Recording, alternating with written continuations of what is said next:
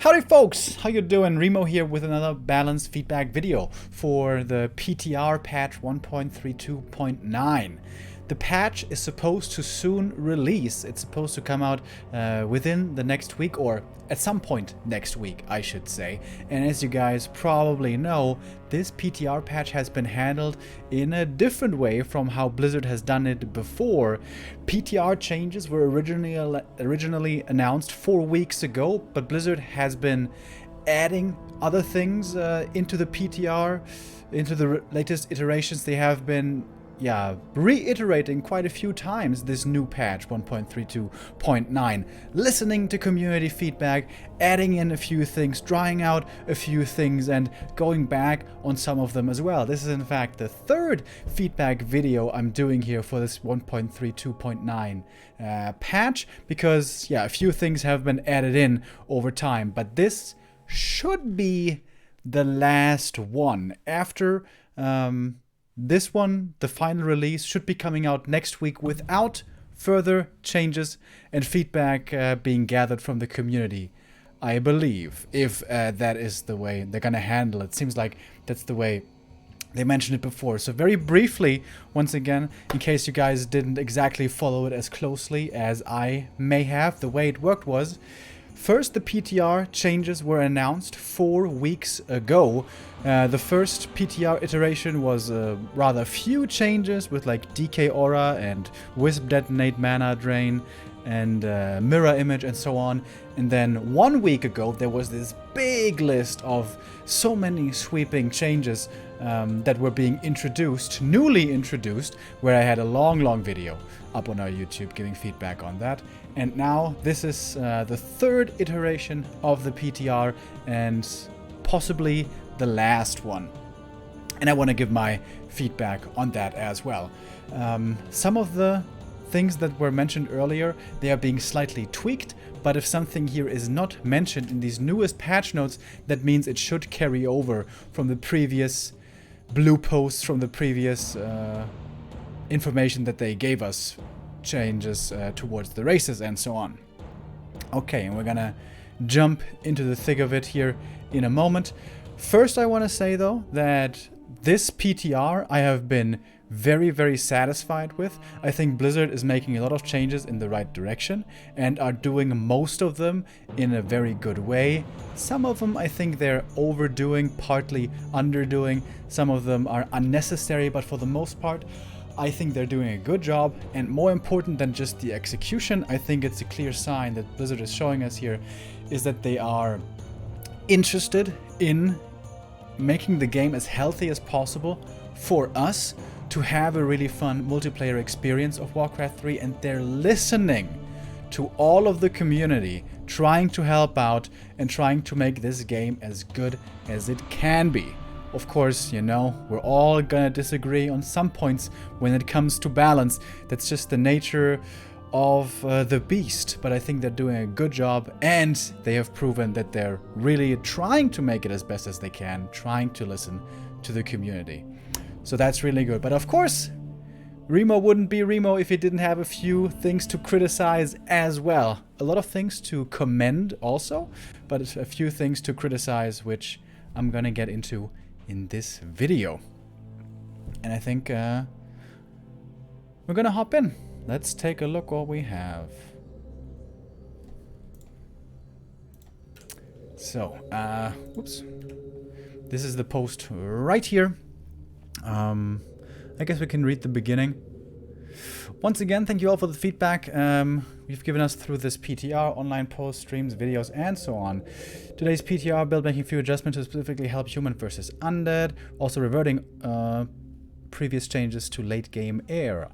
Although I want to increase viability of units, it would be too risky to release in the environment and so on. Current meta settled. Please remember, these all are work in progress and subject to change. As this is a PTR, this only makes sense. And the first couple of paragraphs here, I am very glad to be able to read here, because I definitely felt the same way. A lot of the changes that were already announced before now were really helpful, but I think especially here in human versus undead, it was probably not enough. So what was announced previously was a slight nerf to the DK with the level 2 aura move speed being reduced, which is probably a proper thing to do, and also the peasant buff, increasing HP from 220 to 230. That is mainly how that matchup would be affected, but also Spellbreaker armor was slightly reduced, which could be a problem in the matchup. So I agree with it very much with this sentiment here, that it's not quite enough for human versus undead, where human, as we know, has a very tough time currently. So they went into this patch, into these changes, with these thoughts in mind, so we're going to see how they're going to try to address these. Mountain King Thunderclap. This was in the second iteration of the PTR where a nerf to Thunderclap was announced. This was something demanded by much of the community. That spell is very clearly extremely strong, probably a little bit too strong, and since War Stomp also is getting nerfed, it seems like Thunderclap, the big AoE of the Mountain King, deserves a slight nerf as well. And initially it was proposed to reduce the damage, to implement a damage cap, where you could only do a total of 8 times or 8 target damage, meaning if you would exceed a target count of 8, so hitting 9 or more targets, then that total damage would be spread across all these targets. You would still affect everything, all the targets around you with the slow debuff, but the damage might be reduced depending on the number of units you would hit. This now is being removed. Developers' notes, I think, are pretty interesting. Let's read them closely. While the damage cap of Thunderclap sounded good, we have seen counterintuitive play happening, such as mitigating the Mountain King's damage by surrounding him with more than 8 units. This indirectly increased mass ghoul and skeleton strategies, which was undesired. Damage cap can also lead to player frustration. Alright, couple of things here. Player frustration, we're gonna get into that later. Yeah, this is I think a valid point. The mass skeleton strategies, the necro wagon strategies, we're seeing more and more. I warned about this in the before already. I think this is something we need to keep in mind, not really something we want. And usually where the MK is too strong, and what we want to address is mid and late game, tier 2 armies, tier 3 armies, especially going up against orc frontline of grunts, and probably most importantly, Night Elf late game of bears, where that 8 maximum unit count doesn't really matter that much, because it's very rare you're ever going to be hitting more than 8 bears or more than 8 grunts. It can happen, but it's not really so frequent that you're going to see that. And the Mountain King was definitely crucial in helping fend off endless waves of skeletons from necro wagon pushes, against which this 8 unit max is definitely a big nerf. So they say this nerf would not be going in the direction they want, and they are changing it now from reducing just straight up the damage that it does. So there's not going to be a damage cap anymore, but the straight up damage that is dealt is reduced. And we see it here. Level 1 remains the same at 60, but level 2 is reduced from 115 to 110 by 15. And also level 3, 160 to 145. That is a big nerf again. It is of course a philosophical question. Some people are in favor of having a damage cap, others are not. I am more in the not camp. I prefer it if AoE doesn't have a damage cap, because it feels really good in the game when you position yourself perfectly to maximize the damage in the perfect execution of that spell. When you position the Panda just right to use the Breath of Fire in the perfect cone to deal the most damage possible. If you move the TC into the right position to stun everything. If you move the MK into the perfect position to affect as much as possible. And that, a little bit of that is taken away when you introduce a damage cap, where suddenly it doesn't feel so rewarding anymore. And also it sometimes feels weird and doesn't seem right. For example, you use a Breath of Fire on the Panda, and there's 12 gyros in the air, and you think, oh my god, it's going to be amazing, it's going to do so much damage. But it only hits 7 gyros, and then the max damage cap is hit, and then the other gyros, which are still in range, which should usually be affected, are not affected because the damage cap is raised. I'm going to talk more about damage cap later when we go to the Panda, where this is going to be a very important subject to talk about. So there's two different philosophies about this. Should there be a damage cap, or should there not be? In Warcraft 3, many AoE spells have a damage cap, like Carrion Swarm, Blizzard, I think Flamestrike, Shockwave. A lot of AoE abilities have a damage cap, not all do. Thunderclamp didn't used to have one, then it did, now it again doesn't. Stomp doesn't have one, Nova doesn't have one, so there's some that do and some that don't. And as I said, for the most part I prefer no damage cap. What is strictly better for balancing is hard to tell, but it's probably important or more dangerous to not include a damage cap for an AoE that's smaller. I mean, that's just obvious, because the smaller the AoE is, the less insane potential it has for hitting so many targets. What that means is, Blizzard AoE is pretty small. It can hit a decent amount of units, but not that many, compared to Carrion Swarm or Shockwave, which has a really long traveling AoE ability. If that was uncapped, Shockwave and Carrion Swarm especially, with a long projectile, it could have an insane ceiling, an almost unreachable ceiling, which is really dangerous for balance. And I'm kind of getting ahead of myself, because this is where the Panda conversation will be going. But with Mountain King, it's a small AoE, also only ground, doesn't affect air, and air is usually the units that clump up the most and get punished by AoE the most. With an MK, it's a somewhat small AoE around himself, and he also has to put himself in harm's way to do the AoE, unlike a TC Shockwave, unlike a Carrion Swarm from a Dreadlord, and unlike a Panda as well. So I think I agree with this choice, but it's more out of a philosophical standpoint than really what I know is better for the game. In fact, I don't know what's better for the game. I don't know if it would be better to introduce a unit cap or not, especially for Clap. I think for some abilities there has to be unit cap. For Clap, I'm not sure. But I am concerned about mass strategies, like mass ghouls, mass skeletons, even mass footies or something like that. Their Clap not being good enough anymore. So I am in favor of this change, but I think it's too much. Again, Blizzard is coming in with the heavy nerf hammer. We have seen this here in previous iterations of the PTR, when first the Stomp was so heavily nerfed and Wisp, Detonate, and so on. Level 1, as I said, remains the same. Level 2, going from 115 to 100, that's a big freaking nerf, minus 15.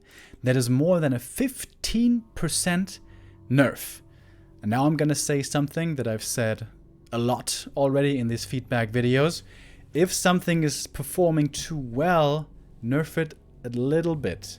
Rein it in a little bit. This is a big nerf that once again may see this ability disappear out of the meta when it's a fun ability, and not just that, it's an ability that human very often needs to have a chance in the late game, where this is probably their strongest ability. This is a big nerf. Clap is very strong. Some people are demanding it gets nerfed. But if it should get nerfed, it shouldn't be this much. Human, especially against Orc, this is usually where this ability is the best. Orc is getting a lot of buffs, let's not forget, with especially the Burrow being improved, or rather the supply being improved for the Great Hall. And yeah, the TC is getting a nerf, but the Breakers are also getting a nerf. The Sorcerer's Slow is getting a nerf. So there's a lot of things already improving for the Orcs. This nerf is too much. For the Night Elf, it's similar. Bears are getting buffed already. Chims are getting buffed. Wisps are getting nerfed, however, that's true. But also there, Sorcerer's Slow being nerfed, that's also indirectly a buff for Night Elf. So perhaps a little Clap nerf is necessary, and I'm not even sure about that. But if you're gonna nerf Clap, don't do it as much. I'm always a fan of small nerfs and see how it does, because we don't want to over-nerf anything. The meta is getting shaken up so much already with these changes, it's hard to say what's necessary. But minus 15 damage on level 2 clap, which is effectively more than 15%, definitely seems way too much.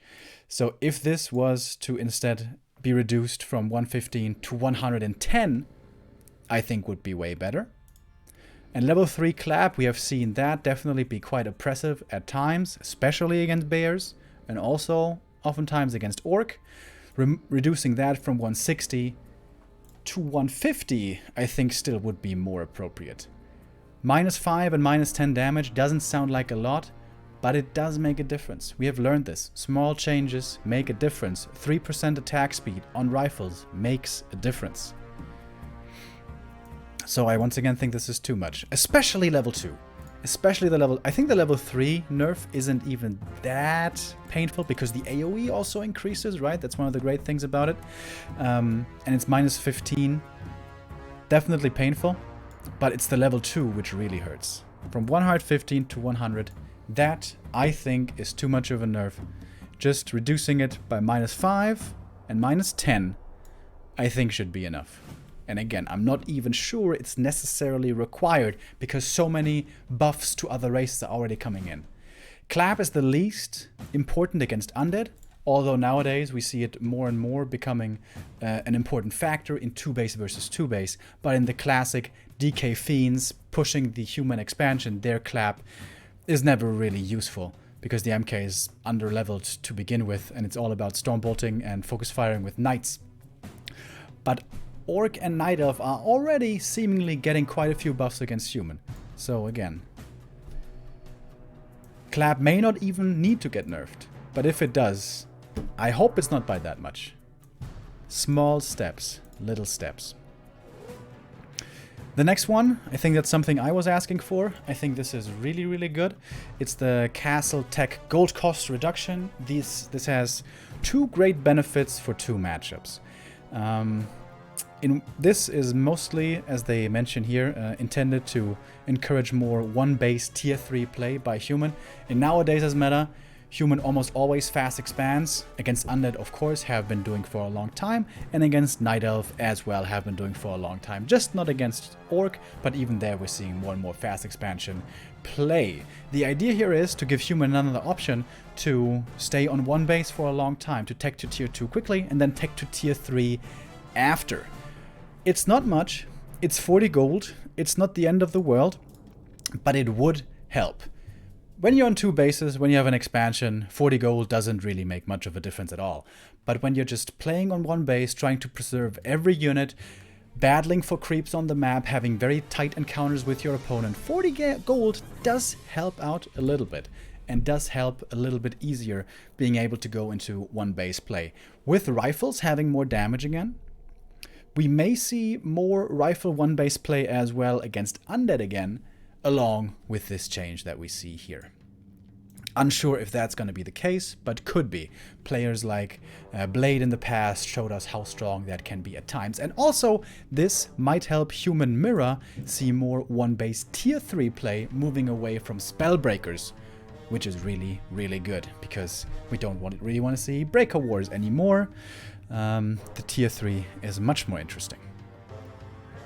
That's pretty much it for human. Not the most right here. We move over to Undead. Crypt Lord has been undergoing a lot of changes. So to catch you up to speed, what the newest state of affairs is, not everything is mentioned here for the Crypt Lord. So movement speed is getting reduced from 290 to 280, I believe.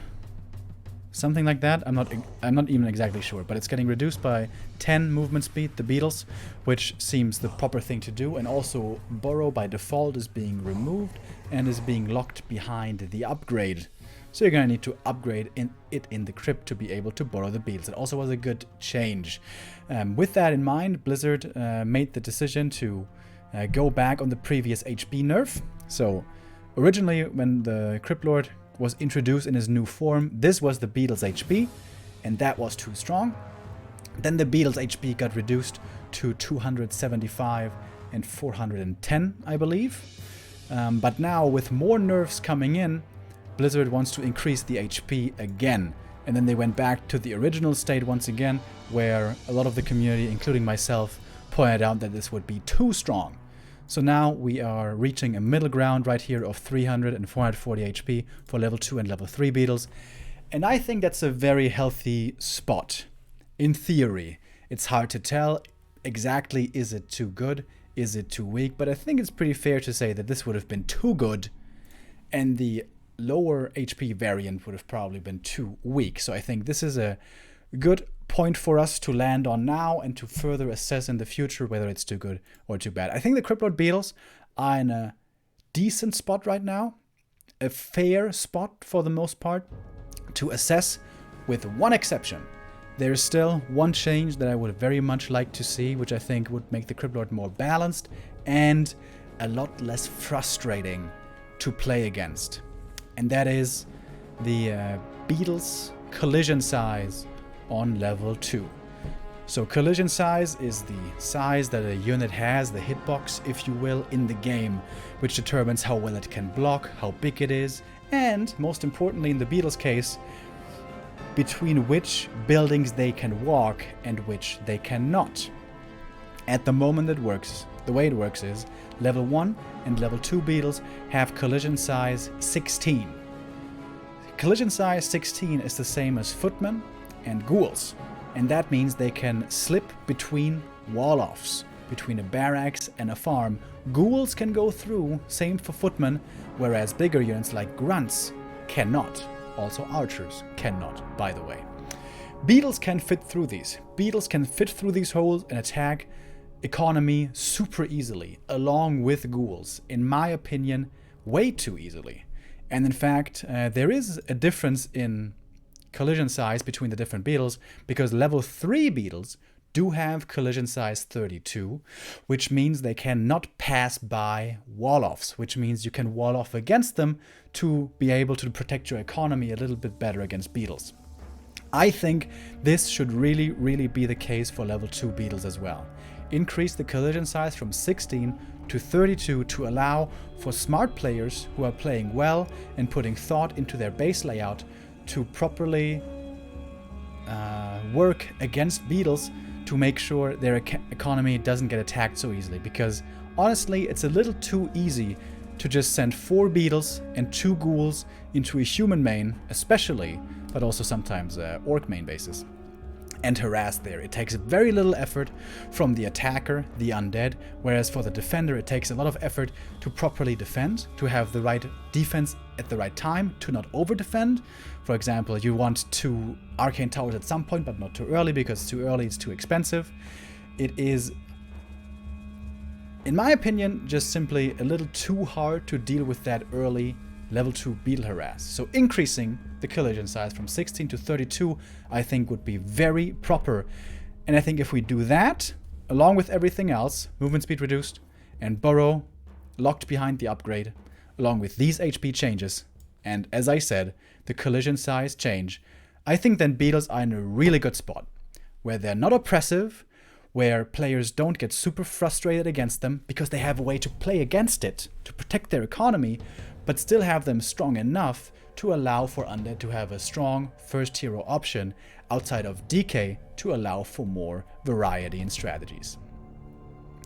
Of course, I cannot say this for certain. If these changes are implemented that way, maybe they are then too weak or still too strong. Testing will have to be done. Observation of games will have to be done. But it will definitely help reduce the frustration of players because, as I said, the amount of hassle that just a few beetles and ghouls can cause in your main, it feels like it's too easy to harass your opponent that way. And if you could wall off against beetles, it would help a lot. Alright. Moving on to the next point. Ghouls and Abomination Cannibalize now requires research. So in the last iteration, Blizzard thought about enabling Cannibalize by default. not requiring a research anymore, but a lot of players exclaimed that that would probably be too strong, would be a big buff to the ghouls, so now there's a change here. The idea behind making Cannibalize more accessible is to encourage more diversity in opening builds, because we still see most of the time DK fiends from the undeads. More ghoul play is supposed to be encouraged here. Cannibalize is no longer supposed to be available by default, but rather moved to the Necropolis. Let's read the developer's notes here.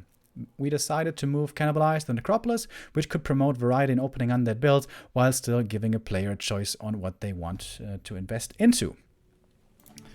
Yeah, I think the motivation here is in the right place.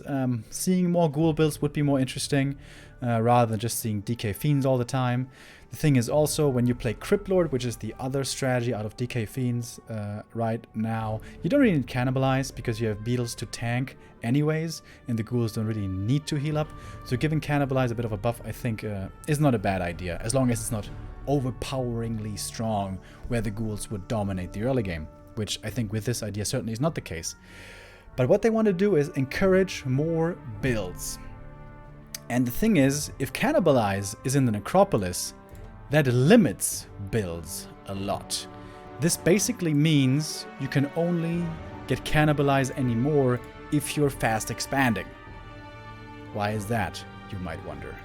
Well, if you're not fast expanding, you want to go for a tech pretty early, and you only want to go for the units you really need. So you need your hero, you need probably a lot of necromancy and ghouls. You don't want to go for Cannibalize early because it's usually not really worth it. You want to tech first. But if it's in your Necropolis, then you can't upgrade Cannibalize because you're teching, and you would never want to delay your tech in favor of Cannibalize. And Cannibalize is 75 gold that you don't want to spend before your tech. If you're fast expanding, then this can work. Then Cannibalize being in the Necropolis makes sense because you're not teching for a long time anyways, so you may as well research Cannibalize. However, also there it creates some problems, because normally the way you do it is you expand and you make ghouls and ziggurats, and when the expansion is around 40%, then you make 4 more acolytes from your Necropolis, and then oftentimes after that you want to tech right away. So even then, having it in the Necropolis can be a big macro hiccup. But the problem is, you pretty much, if you're playing one base, you never want to get Cannibalized before the tech, and then the tech starts, and then you can't get Cannibalized. This doesn't really move out in actual practice, from what I can tell. This just seems to be slowing down your tech, clogging up your Necropolis. This doesn't really work. If you want to make Cannibalize more accessible, make it more accessible. It's not that complicated. I stated this in my last feedback already. If you want to make it easier to get, make it easier to get. Make it cheaper by reducing gold from 75 to 50, and easier to get also by reducing the research time from 30 seconds to 20 seconds. It's not a massive buff, but it helps. It's cheaper, it's faster, it helps. And it shouldn't be too strong, I imagine, to make ghouls completely overwhelming in the early game. But this is really weird. This also messes with players' memory of the game. It messes with their intuitive feeling for timing, for tech timing. It feels clumsy. It feels clunky, I guess is the better word. Doesn't make much sense either from a lore perspective to not get it from the Crypt, but that's normally not something I care very much about. But how is this better than just making it a little faster to research? If that's your concern. Like this looks like the concern is, okay, undeads want to make ghouls from the Crypt all the time, so we can't put Cannibalize in there, so let's put it somewhere else. Still at the same cost, but somewhere else, so they can keep churning out ghouls. If that's the idea, then just reduce the research time. Just do that. Reduce the cost by a little, reduce the research time by a little, see how it does. I don't imagine it would be too strong. If it is, bring it back a little. This doesn't seem to make much sense to me. Okay. We go to the Gargoyles. Earlier it was announced that Gargoyles will now have a prioritized toggle for their air attack, meaning when you move them into fights with a click, they will prioritize attacking air units rather than ground units, helping a lot with ease of execution, which is a really good quality of life improvement for the Gargoyles. Very good. And yeah, they will no longer stop moving when activated, so very good. And now, this is one of the bigger question marks of this patch, along with the clap. Skeleton Warrior and Skeleton Mage change from 1 to 2. Experience bounty increased from 12 to 20. So the XP you get when you kill a skeleton. Developers notes this will increase skeleton experience from 12 to 20, and while this will apply to all matchups, this should specifically help UD versus human skeleton harass. It certainly would help human versus undead skeleton harass, but as you say here, it's all matchups. This helps every race against undead. When, as we have pretty much, established by now, undead is only a little too strong against human, not against the other races. This is definitely a significant buff to all other races playing against undead. Getting that little bit more experience. It doesn't sound like very much, 8 experience per skeleton, but hitting that crucial level up timing for level 2 and level 3 in the early game has such a big impact. It can change the scope of an entire game, whether you get that level up in time or not. And just as far as numbers go, this is an increase of, how much is that? 67%. 67% experience increase. I imagine they would have preferred to make this more smaller and more gradual, but because of the way that levels work, I suppose it doesn't work differently. But this affects every matchup. All the Night Elves now will be bringing more Wisps to detonate because it's more worth it. The Blade Masters will be chasing down the skeletons more. It will be effectively a buff for everyone against undead, when it's only against human, really, where a little bit of a nerf or a human buff is required.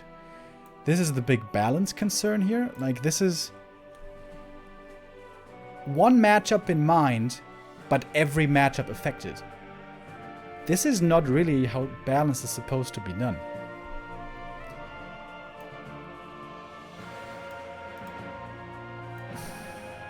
What's a good comparison here?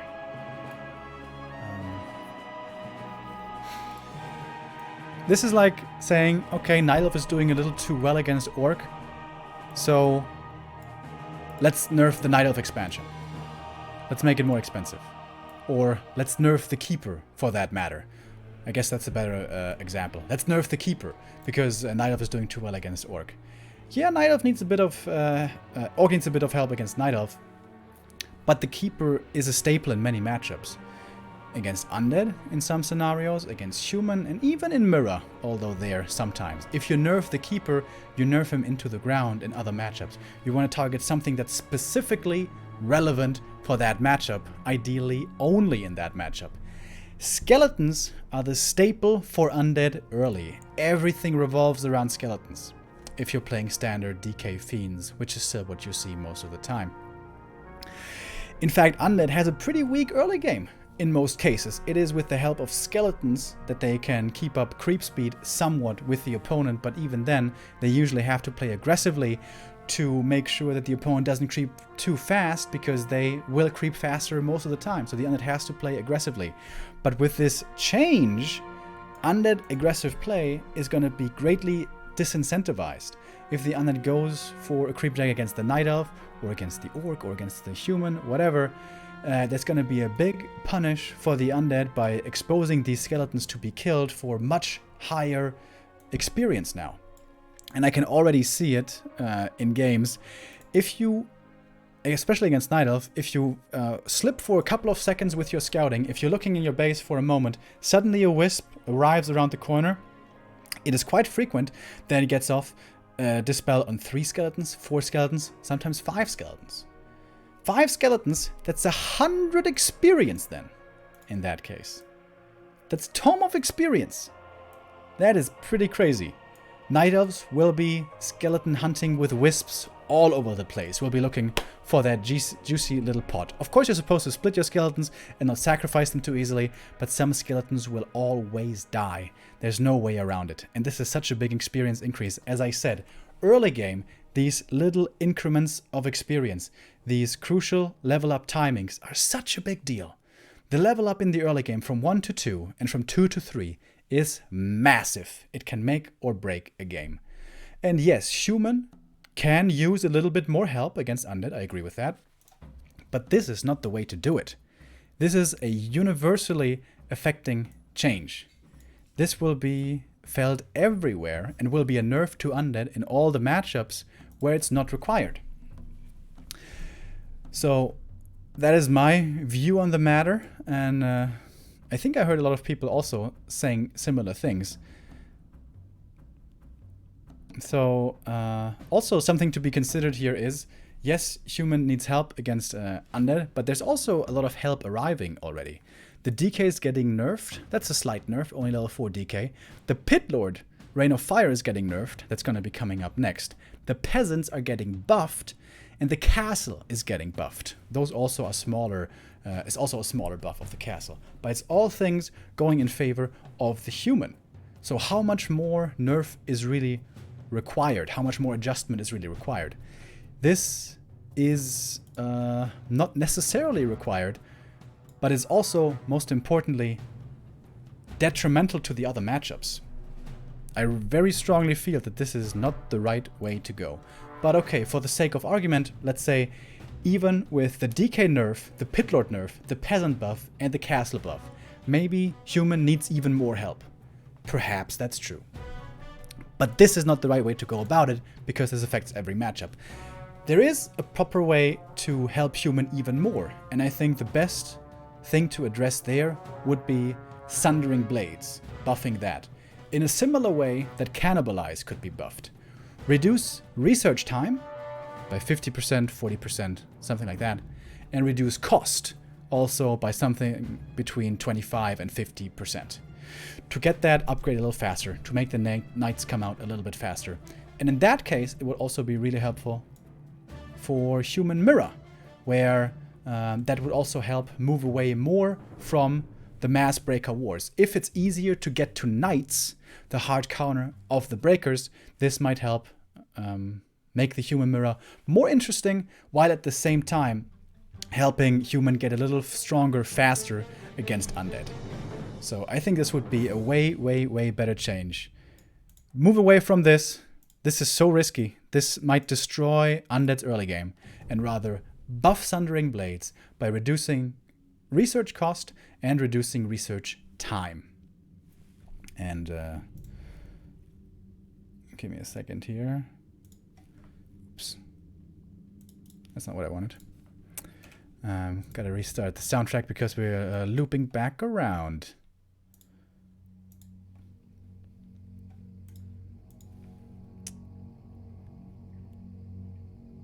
Where are we? There we are. Yeah. This is gonna be a big buff for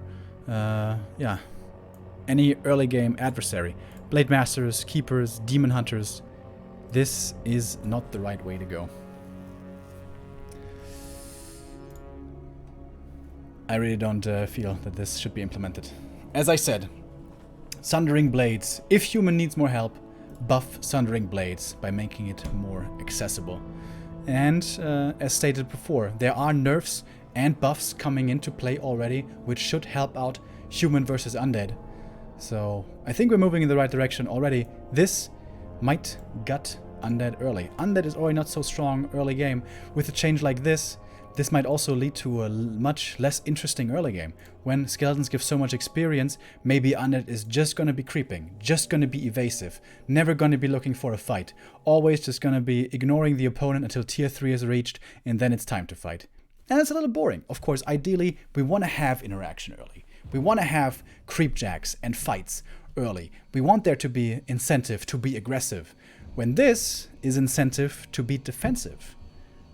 For all of Undead, because so much about Undead revolves around skeletons. You need skeletons. They are just the staple of the early game. If you're playing DK Fiends, which we're still going to be seeing a lot of, I'm pretty sure. Okay, anything else I want to say about that? No, I think that was all. So we move on to the neutrals. Pit Lord, level 1 Rain of Fire, range reduced from 800 to 700. This change is specifically targeting the Undead Pit Lord push against human. Yeah, that's very good. That's very good. That's the way you do it. One certain strategy or one aspect, one unit is providing too much strength for a race in the meta strategy, which is the tier 3 push, and you nerf that one. This Pit Lord nerf doesn't endanger the matchup against Orc or Night Elf or anything. This only helps human against Undead. Very isolated, very good change. Very much unlike this one. I wonder how they came to this assessment. This should specifically help Undead versus human skeleton harass. This helps everyone against Undead. Experience is crucial. 8 experience doesn't sound much, but skeletons, there's a lot of them. There will be a lot of experience over time. And as I said, that crucial level up timing makes all the difference in the world. Specifically versus human. It's like, only versus human do we see a lot of skeletons. No! We see a lot of skeletons all the time. Okay, I think I made my point though. So this one is really good. And now this one is very interesting. This is the first change in a while where I'm really not sure on this one. Blizzard is making an interesting change here. Let's read it. Panda and Brewmaster Breath of Fire damage cap removed, like the clap pretty much, and Breath of Fire initial damage per level reduced. And you can see that's a big nerf right here. Reduced from 65, 125, 170 to 60, 100, and 140. 5 damage on level 1 is a little noticeable, but not that much. Level 2 Breath of Fire, 25% damage. That's 20%. 25 damage reduced. And then minus 30 damage for level 3. Also, damage over time reduced from 7/14/21 to 7/12/8. Excuse me. 7/12/18. Developers' notes. These are very important here to know. While evaluating the damage cap on Thunderclap, we also saw the inconsistency that damage caps cause, so we felt this necessary. Yeah, I touched on this a little bit earlier, and this is, I feel similarly. It's weird when you're playing in the game, you use an AoE ability. I mentioned it earlier with especially Breath of Fire, there you see it a lot, but also with Carrion Swarm or Shockwave. You line it up perfectly, you see all the juicy targets in your travel distance, but it only does so and so much damage, whatever the cap is, and it stops after hitting like 8 units. That feels a little unsatisfying, and I think that's why they're changing this.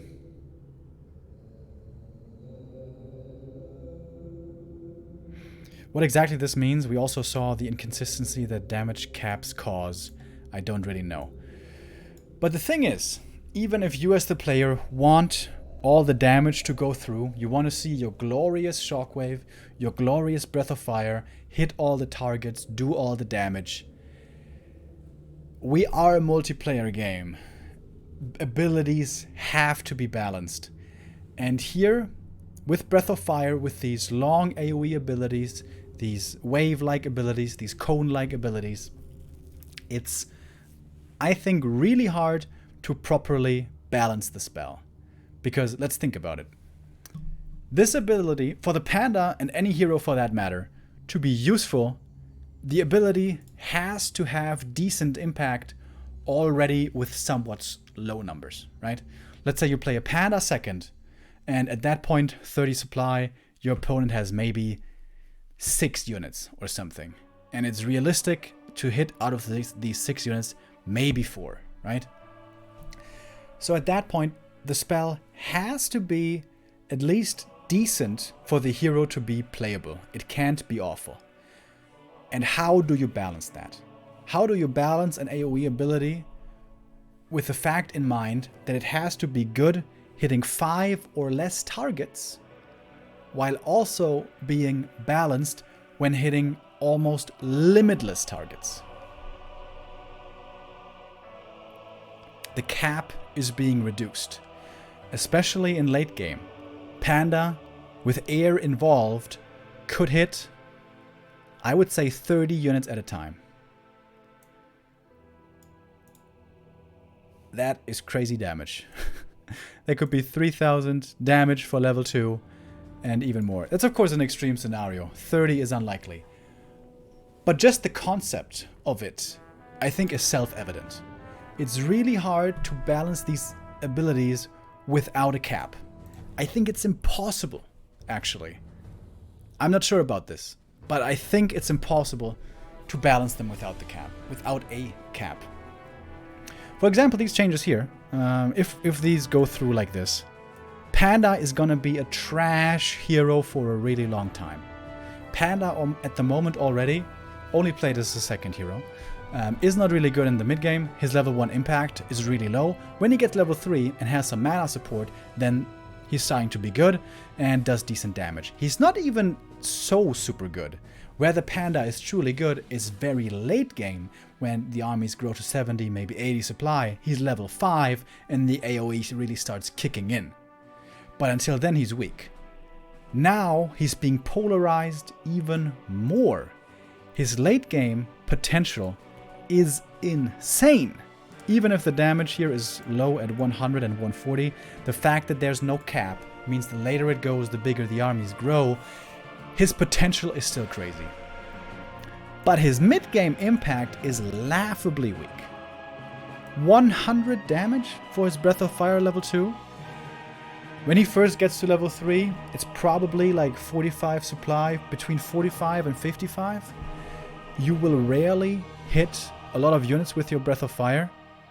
But if you're forced to fight early, or if the game becomes scrappy, the armies become small again, this Breath of Fire will again be really underwhelming. As I said, the Panda at the moment already is a weak early game hero. He has low impact, low tempo in the mid game, but his late game potential currently is fairly high. It's not the same as MKTC Lich, but it's fairly high. With this, you're polarizing the hero even more. He's going to be trash early and potentially broken later. Some AoE abilities in the game don't have a cap, a damage cap, and I think that's fine because the AoE is small. Stomp, AoE, okay, it's not exactly small, but the TC has to go into a dangerous position, and Stomp isn't that much damage anyways, but that's uncapped. Clap now again is uncapped. The AoE is not exactly small, but it's smallish, and there's no damage cap there, but the MK has to go into a dangerous position as well to use the spell. Panda can breath from afar. He doesn't have to be so exposed. Lich, Nova, also uncapped damage, but really small AoE to some of the other ones. Breath of Fire is big AoE. The amount of multiple targets he can hit is insane. I think 30 is not overstating it. It could hit 30. And I think you can't properly balance an ability without a cap. I get it. I don't like caps either. It's not fun. It seems like the skill is buggy. When you use the breath and suddenly it doesn't do damage anymore, it seems like the spell is buggy. That's also how I felt at the beginning when getting involved with Warcraft 3. But how the hell do you want to balance it without a cap? How are you gonna make it not busted late game while also having it viable early game? It seems impossible to me without a damage cap on big AoE abilities. And those are Shockwave, Breath of Fire, Carrion Swarm. Those are the big AoE abilities. Blizzard and Flamestrike, for example, I said this earlier, I don't really think need a damage cap because the AoE is so small, like Nova, like to a lesser extent Clap and Stomp. What else do I want to say about this? Yeah, it's also inconsistent, right? They're talking about removing damage cap, but we still have damage cap. As I said, on Shockwave and Carrion Swarm and Blizzard. And yeah, removing them sounds cool, you know? I also think it would be cooler if there was no damage cap, but that's a big risk in terms of balance. You know, if you push it through like this, maybe it's not too good. Maybe not. But I think there's a pretty good chance that it is. There's a pretty good chance this is insane. Especially, I'm not a team games player, but especially if you consider team games. Isn't this just utterly insane for 4v4? Unlimited? No cap? It seems pretty crazy to me.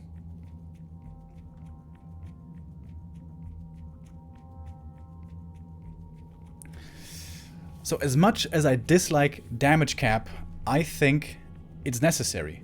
And there is a different way to improve the Panda without putting balance at risk. And that is simply increasing the damage cap. At the moment, I think the damage cap is pretty low for Breath of Fire. You hit the max amount of damage and targets very fast. I think it's 1000 damage for level 2 Breath and like 1400 for level 3 Breath or something. I'm not sure about that. Something like that. If you just increase these caps by, let's say, 25, 30, maybe even 50%, that would be a big buff already. And that would, I imagine, go in line with your goals for the Panda, where he's supposed to be the big AoE damage dealer against the mass of units. That would certainly be achieved by removing the damage cap, but it opens the door for so many balance problems. I think this is dangerous. And as I said, this is going to make the Panda trash before the late game. So I think just stick with these numbers. I think they are decently well tuned. These damage numbers. And just increase the damage cap by something like 25% or even more. That is the way safer approach, in my estimation. Alright, I think that's all I have to say about the Panda Breath of Fire. We move on to the Wand of the Wind. I think this is a really good change. In fact, I asked for this one. Yeah, the Wand of the Wind is extremely powerful against certain armies, against certain heroes, as I said last time. Healer heroes like DK and Paladin and Shadowhunter, and positional AoE heroes like TC and MK when they're trying to get to the right spot to use the spell. And it seems a little unfair that these heroes can be disabled for so long. Usually you want to save all the charges against these heroes because there the effect is so crucially noticeable. So reducing the charge from 3 to 2, I think, is the right way to go. This item can also oftentimes be game breaking in the right situation, and this should protect the game by being broken a little less often, I guess. And it's kind of what they say here, right? Specific hero out of the fight for extended period of time. Yeah. And a few reverted changes as well. So in the last update, they wanted to propose a lot of late game air changes, and now they're going back on all of them. Griffins, Windriders, Frostworms, and Chimeras were all getting buffed by either having reduced cost or reduced build time, or both of them. And they are now saying that they want to go back on this. Do they give a reason? We decided to read this change with concern. I thought I saw a reason somewhere. Wasn't there at the beginning something?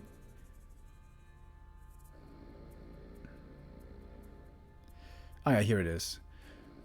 Although we want to increase the viability of all units, we feel the current scope it would be too risky to release these changes into the live environment. We hope to revisit this after the current meta has settled down with the existing changes planned. I think that's very reasonable. There's so many things changing already. If we throw air units into the mix as well, things might get really wild.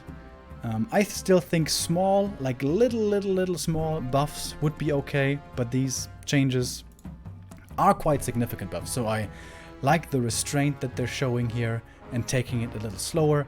I still would like to see more air units. I think they're horribly underused because of mainly how strong piercing damage is. But at the same time, we don't want to see them too strong where it's just mass air all the time, just going for run-bys, economy harass, and never seeing any actual fights. That is the big concern with changes like these. So I can agree with that. I still would have liked to see tiny little buffs. As you may have noticed by now, I like little buffs and little nerfs to, you know, help nudge the meta in the right direction without destroying many things in the process. Hello, Keeper of the Grove in 1.30. But yeah, I can get behind this. I hope we're gonna see some air buffs in the future in later patches, because I think they are definitely very underused. Griffins are basically never seen. Wyvern, very rarely. They have a spot, especially against Orc, but still kind of rare. And Frostworms, we pretty much literally never see, outside of Edo Boy in Germany. Chimeras, still, yeah, they see a bit of play here and there, but also rare. And I think their friendly fire removal buff is still going through, if I understood that right. And I was very happy to see this one, the tower repair rate being reverted. Because, as they say here, we decided to revert this change with concern for potential tower rush strategies re-emerging.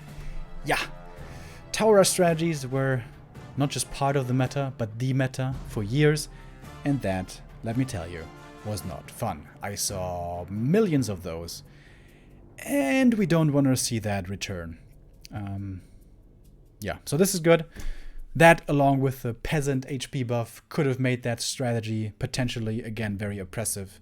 But with that, I think we're fine. We're gonna see. Maybe it's gonna be more tower rushes again. I don't really think so. But of course, a lot of this obviously will have to be tested before we can make a true assessment.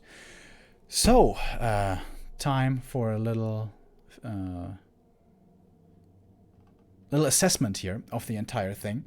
So, most of these changes I'm in favor of. Circling back to the beginning, I think this is too much. I said it earlier. Human is already getting nerfed against Orc and Night Elf, where Clap was the biggest problem. So if there is supposed to be a nerf on Clap, which I'm not even sure, I don't think it should be this much. As I said earlier, remove damage by 5 and 10. And I think that should be good. We can assess the situation, see how it is, and if it's still too good in a few months, we can, again, see what we can do about that situation. But there's a lot of things changing, so I don't think it's necessary to go so heavy-handed here with this change in particular. That is the first one I disagree with, and this one. This one I really strongly disagree with. It seemed like Blizzard understood that the way you're supposed to help balance matchups is to specifically address something that is vitally important in that matchup but not in many others. But this one, as I said multiple times, affects every matchup everywhere. This is a nerf for Undead versus Night Elf. This is a nerf for Undead versus Orc, where Undead is already not doing well. So this, I think, is really not the right way to go about it. And it's so confusing to see these two changes next to each other as well, because this is exactly the right way to go about balance changes, and this is exactly not the right way to go about balance changes. As I said, if human needs more help, buff Sundering Blades. Make it faster, make it cheaper. That helps against Undead, and hopefully also helps in Human Mirror to move away from Breaker Mirror. So that's the things I disagree with here, but not the only things I disagree with. What is not mentioned in these latest patch notes is the Wisp Detonate nerf. Wisp Detonate mana drain was reduced from 50 to 25 initially, but then everyone obviously complained that this was too much, and now has been changed to mana drained from Wisp to 35 mana drained. I think this is still too much. This is still a 30% nerf. It's really big. 40 mana drained, other people like Grubby, I think, also agrees with this, is still a significant nerf to the Wisp. Because it is a crucial part of the Night Elf arsenal in many matchups. And I think seeing it at 40 would be much better. And what they're also not reverting here is the Archer nerf. That was my #1 point of criticism last week for the last iteration. Archers are getting nerfed when I think this is absolutely not the right way to go. As I said there already, archers are only too good in the matchup against Orc. In the matchup against Undead early on, they're crucially important. Same for human. Mass archers were stated to be played everywhere, but I think that's far from correct. Sometimes they are played against Undead, but by no means is that an oppressive strategy. It's also a really hard strategy to make work. And against human, that was the way Night Elf played at WGL, but Infi and TH overcame that strategy with the Keeper Mass Archer. Against human, we don't really see it anymore. There it's more about Tempo, Beastmaster, and Bears at the moment. So I think nerfing archers is absolutely not the right way to go. When they are only too strong against Orc, then consider something specifically targeting that matchup only. But Archer are staple units, just like Footmen, just like Fiends, just like Grunts. They are the meat and potatoes of the Night Elf army, especially early. Nerfing them will have wide-reaching ramifications in all matchups. And since Orc is getting buffs already on the Mirror Image, on the Burrow, and to a lesser extent on the TC Shockwave, I don't think this is necessary. So I would like to see the Archer change also reverted. The HB nerf I really don't think is necessary, and I still think the Wisp nerf goes a little too far.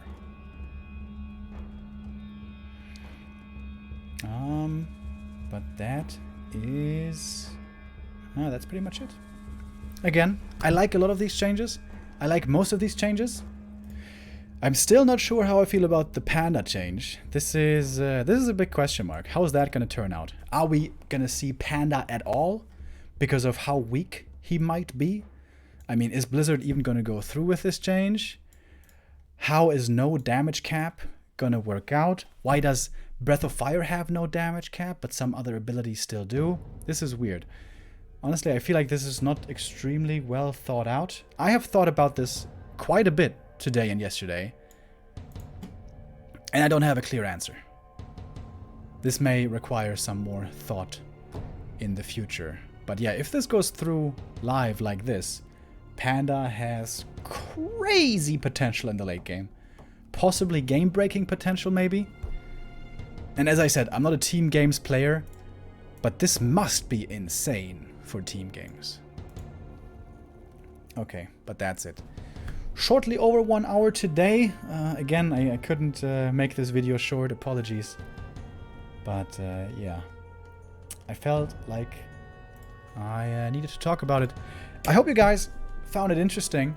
Let us know in the comments what you think, because Blizzard is listening. This is something I stated already earlier. It's really, really refreshing and encouraging to see that Blizzard is paying attention. They're trying to make this game the best they can. And my pleas from previous feedback videos, let's try to be... Oh, damn, I forgot about one thing. I was doing the outro here, but I forgot about one thing, which I still want to restate. Another thing that's missing, in my opinion, I mentioned Archer nerf being reverted, but also Meat Wagon corpse production should be nerfed.